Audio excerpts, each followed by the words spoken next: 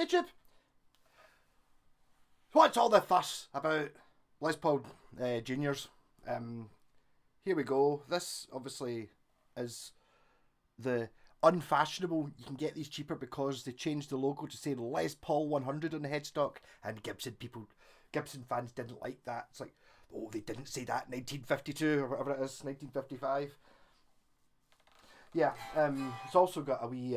It's actually quite an amusing picture. I think Les Paul's quite a funny guy. There's a wee picture of him, a wee hologram of Les Paul giving a wave. And he's a humorous chap. I'm sure he would have approved of such a thing. His picture going, hey, hey, I'm Les Paul. I'm on the back of your guitar. No, it's me. Yeah. Yeah, so this is from the famous era when they came with the were they called G-Force or F-Force? I think they were G-Force tuners. So the robot automatic ones. This one that I haven't seen, I think the guy took them off and gave me a set of Clussons, or the actual Clussons? Scholler Deluxe versions of the... I've actually got a set of these in the garage, I should sell them. These are the ones that have got the bolt on the top. But when Gibson designed their G-Force tuner things, it's almost like, well, probably actually just because this would be the normal version. But it was really easy to swap the tuners. It was like, when I thought, I assumed I would have to be drilling holes, widening the holes and moving stuff. But I didn't even have to drill extra holes for the two wee screws to hold it on. They were already there in the same place. So I think the G-Force system, or whatever it's called, just fits. They've intentionally made it so the screw holes and everything are in exactly the same place as a set of Clussons. Well, they're not, they're Schollers, but so it'll be more expensive than Clussons. P90. This one I got in with no pickup. So this is a lollar, handmade in the USA. Oh. No, it's a dog ear bridge black tall.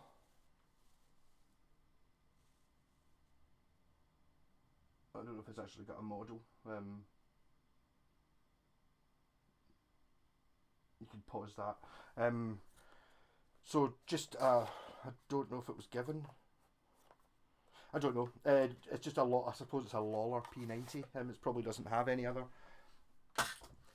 name. I wired it in as well. I get given the wrong pots for it. It's one of those things you think, oh, that'll be quite fun putting together, and it's like, how many components are there in this guitar? There's like, I don't know, bridge, pickup, 2, 3, 4, 5.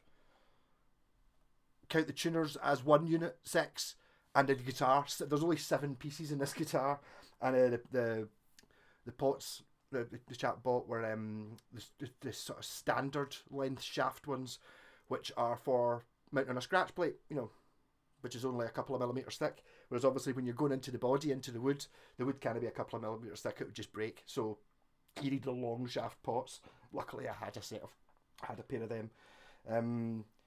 Wrap over bridge, set neck. It's a bit sort of sunbursting going there, not there. I wonder if that's probably an original feature from the 50s. This one's been, I don't think it's been relicked as such. I think it's a poly finish, or maybe not. You can kind of see that it's, whatever it is, it's sunk into the grain quite a lot, but it's got a few chips and chunks, and that's got a look of somebody's tried to sort it. I don't know, I'd be tempted to colour that dent there in with a black pen so you don't see it. I'm not going to do that though. Also, a thing I do like about this as well, it's got an adjustable nut. So obviously when I put this together again, it was like, oh god, oh no, it's an adjustable nut.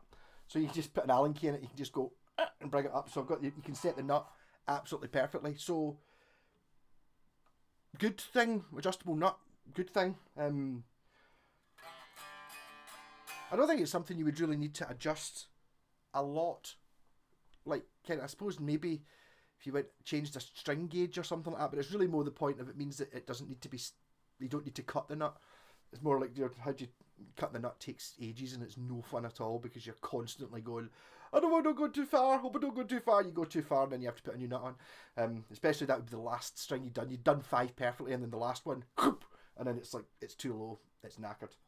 So it's quite a cutting nuts is not fun. So I didn't have to do it on this one. So that's really it. So I played through the wee orange T30, TH30.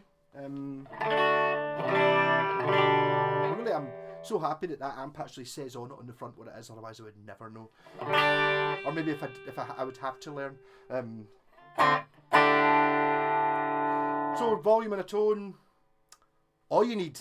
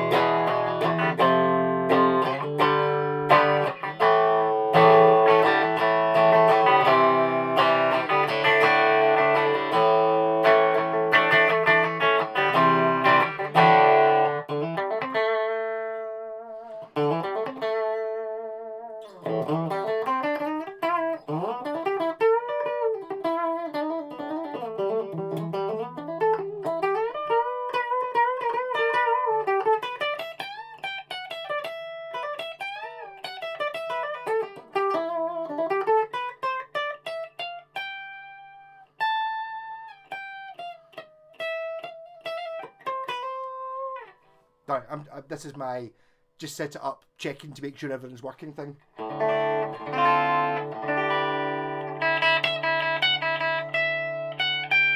think I might raise that up just a little bit. I've got it down low. I've got it at the usual 1.25 mil.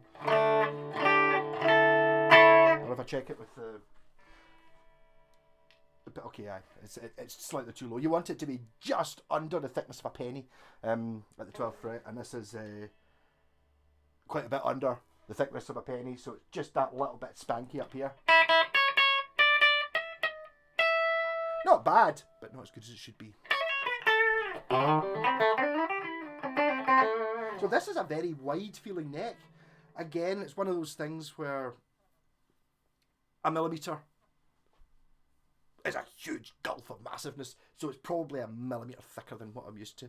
And saying that, I've been playing mostly Fenders, so I've not really played that many Gibsons of late. It's quite thin this way, but quite wide this way. And I've really got to put the distortion on, really, don't I? Do I actually use the dirty channel in the amp? Is it going to be loud as hell? Not really, no.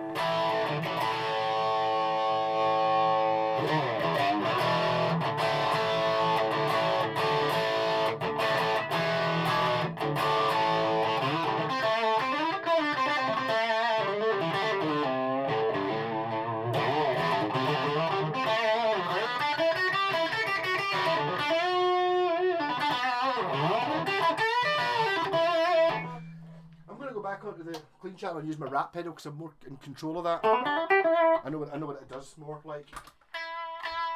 And currently what it's doing is not working, so if I... Yes! Someone give me a tuner.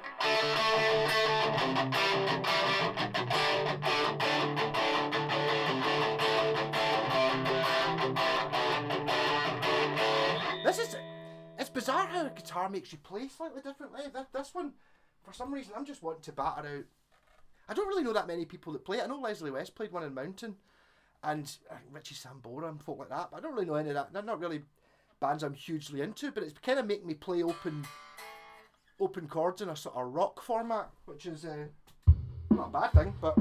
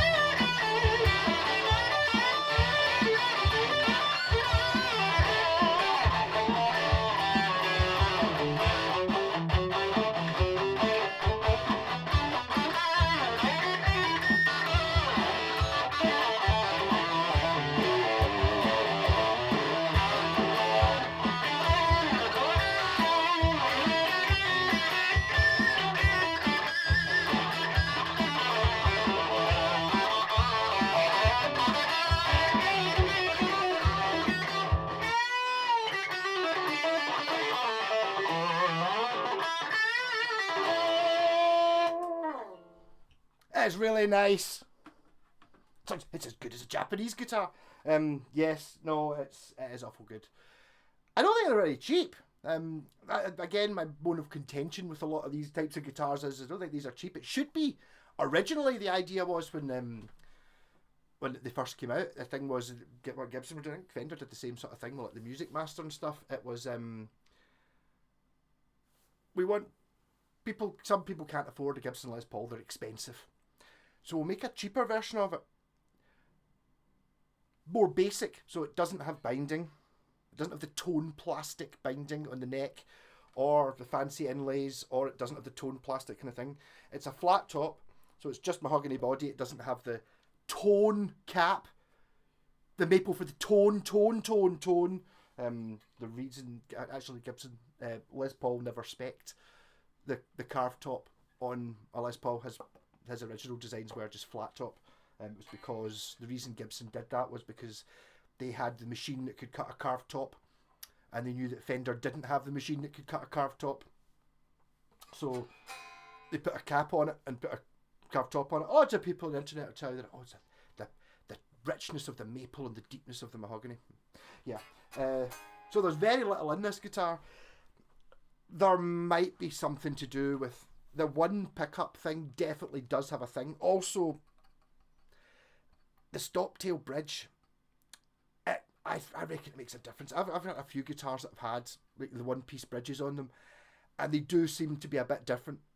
Dare I say better? It's not intonable adjustable. Well, you can adjust you can slide the whole thing back and forward. It's kind of stepped, but this would be stepped for modern strings.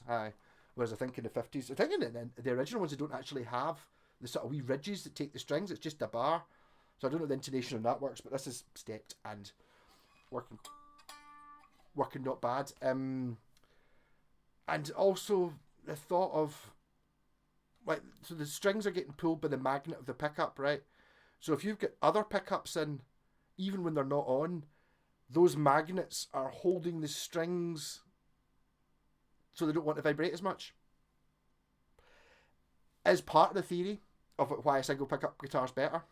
To be honest, the original reason it's better it was we were trying to make it as cheap as possible, and I think it was like an extra $50 to get the 2 pickup one. So save money.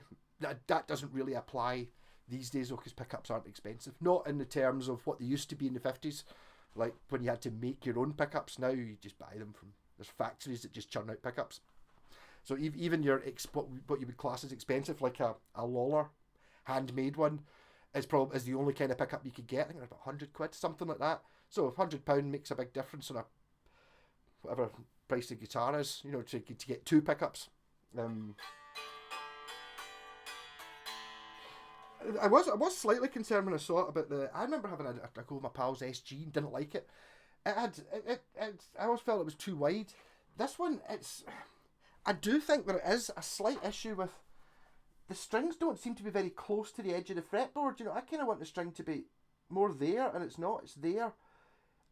Immediately I get used to it, and I didn't notice it until I was playing it until right now. I noticed it when I was putting the strings on, going. You got that extra bit of finger. Just that much, just like a millimetre out would maybe. But no, and I honestly didn't notice it playing it there the whole time. It's just so that's this kind of thing. Saying the neck feels a little bit wide. I think the string spacing's the same, but the neck's a little bit wider. It's kind of weird.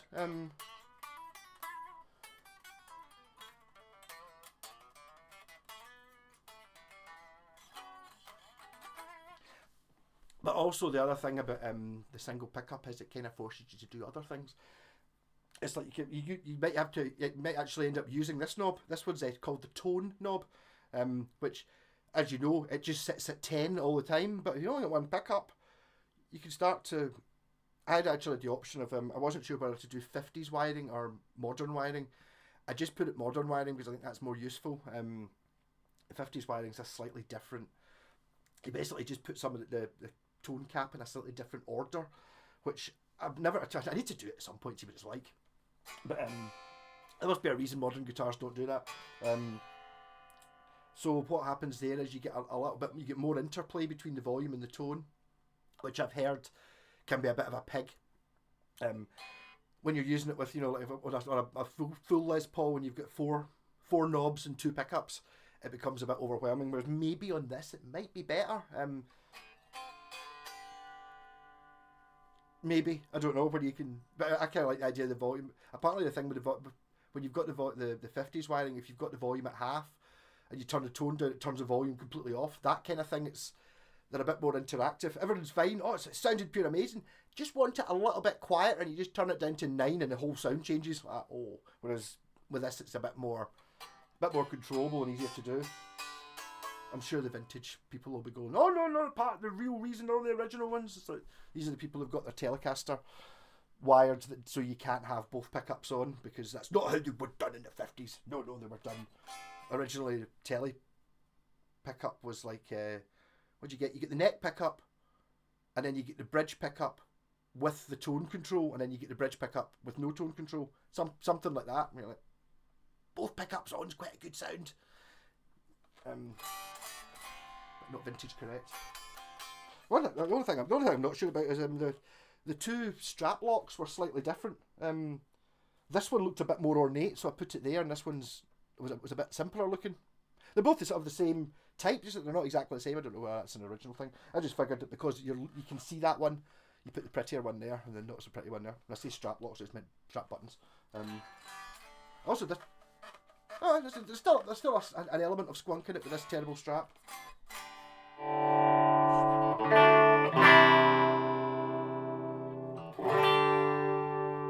suppose you should try and do it clean as a single coil.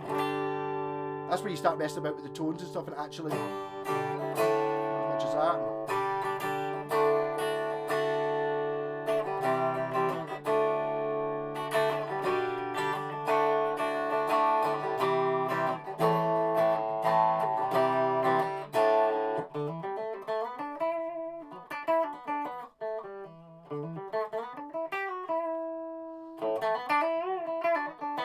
You kind of almost need the tone, actually, when you're playing clean.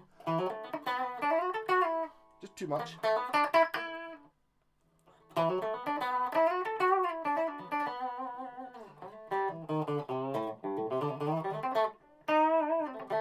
But I think that's really what... Well, P90s are a strange thing. People don't like them because there's a lot of noise comes from them.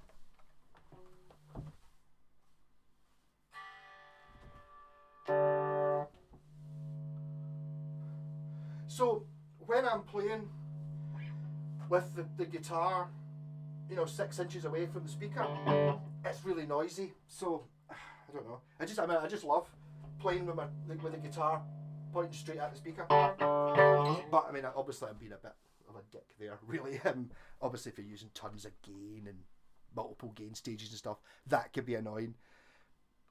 The noise from that, I have heard. I did actually swap from a pal and why I've got a P90 guitar myself. He had a G&L which had P90s in it, and he put in P stacked ones. I think are they called P100s? So you get it's basically it's a P90 with another pickup, another coil on the bottom of it, wired in series. So it's sort of like a hum. Well, it might be wired in parallel, but basically it's hum cancelling. The problem with that is though, the hum kind of has some treble and stuff in it. So they end up not being as brash and bright. That's like a pure ice pick, take your head off.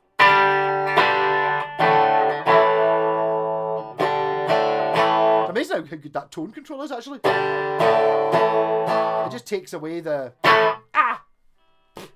actual impact of it.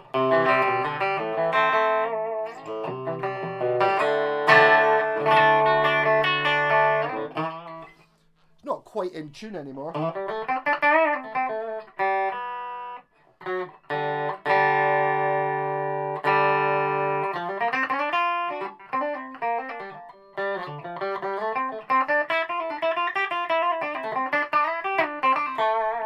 Another thing I was going to say about the nut is it's kind of almost your 0 fret thing going on, because if you look at the nut, I don't know if you can actually see it, it's like 2 bits. So the top bit, see how it's notched? So it's like if you imagine it being 2 nuts. This top one has the grooves in it which stops the strings moving that way, and then the other one's just a metal bar, like a fret. So kind of an argument I would make is a fretted note, an unfretted note should sound more like a fretted note because you're coming off metal. Yeah, that's the idea with the zero fret, is that kind of idea. Also, the zero fret's a good idea, which nobody but very few people use anymore because it means you don't actually have to cut the nut. So I mean, that's why I was actually talking to my pal about this yesterday about Dan Electro's having the zero fret, and I think for them, to be honest, it was probably a cost saving measure. It's like, is it easier to just make the fingerboard, 5mm longer, put a zero fret in, and then we don't have to cut a nut? Because the frets, you do the fret job, the frets are all level, that's great. So, and also on the other side, it's like, it means every string's coming off a fret, whereas if you play like an open chords and you've got like bone or plastic or anything else, the bone tone, as opposed to fret tone, might be different, maybe in your head, but kind of there. And I was thinking with the Dan Electros, I bet it was because it actually takes physical time to cut a nut, whereas if you've got the nut on a Dan Electro, basically it's to stop the strings falling off the fretboard. So it's just basically there you go, strings in there, and that's it. And then it goes over a fret, which adjusts the height, rather than having to sit there and cut away at it. So I wasn't sure. I mean, I generally wasn't sure whether I was going to actually like this at all. I like the idea of it. I think I was ever saying, about getting if you ever buy an expensive guitar, I have to say that I would consider getting I think it's still called the Junior, is it? The Melody, the SG shaped one with one pickup, but it's basically this, but SG shaped. Quite fancy one of them, like an old one. Like maybe sell some guitars and buy one. I don't think they're stupid expensive. I don't think they're as expensive as a new Les Paul, and you get one from the 60s. Or at least that used to be the case a few years ago. Last time I saw one, it was the Tony Iommi one. And it was only maybe 3-4 years ago. And it was 1,500 quid, which is expensive for a guitar. But it was the Tony Iommi one, it was like 2P90s SG Special, what that was called. And that was when they brought out the Tony Iommi signature model at 20 grand, and you're like someone that's been made to look beat up, or you just buy one the same as Tony Iommi's one, and then put extra bits on it if you want to put a badass bridge on it yourself, and have original actual wear on it, not somebody going, oh, bit of wear there, we'll get the Stanley knife out and scrape it and all that stuff. Buy yourself a monkey sticker on your way. Right, so quite a long video. Actually, I was in yesterday's video was a mistake. I did a couple of fuzz thirsty things last week, and yesterday was Thursday. So today I was going to put out fuzz thirsty on a Friday, but I'll just put this out instead. So next Thursday will be a little bit of a time jump. I'll be 2 weeks younger when you see the video. I'm also seriously thinking about doing the Patreon thing, or not the Patreon, the YouTube membership thing, and charging people a $5. And I was thinking about it, it's like a $5 a week. It's not, it's a $5 a month, and it's like that would mean you didn't have to watch any adverts at all. And I'm doing 7 a week, so it's like £1.20 a week to not have to watch any adverts. Surely that's got to be worth it. Maybe actually try and make some money off YouTube rather than getting, well, I'm making enough money to buy myself some guitars, but cheap ones. So like and subscribe, all that stuff. Rock on. Hopefully I'll be drinking again on Sunday night. It's weird. I've had that bottle of Bucky sitting there, and I was like, I maybe just have. I just don't feel like drinking it, and I wonder if I'm having a midlife crisis, or I'm dying or something. It's like not really wanting to drink Bucky. What's going on? What? Not wanting to. I mean, obviously I never drank it all the time, but always kind of, do you want to drink? Yeah, of course I would like to. The opportunity's right, it's at night time, whatever, no, maybe I'm sick of it. Or just a serious lifestyle change if I'm not a mad Bucky fiend. Anyhow, rock on, catch you later.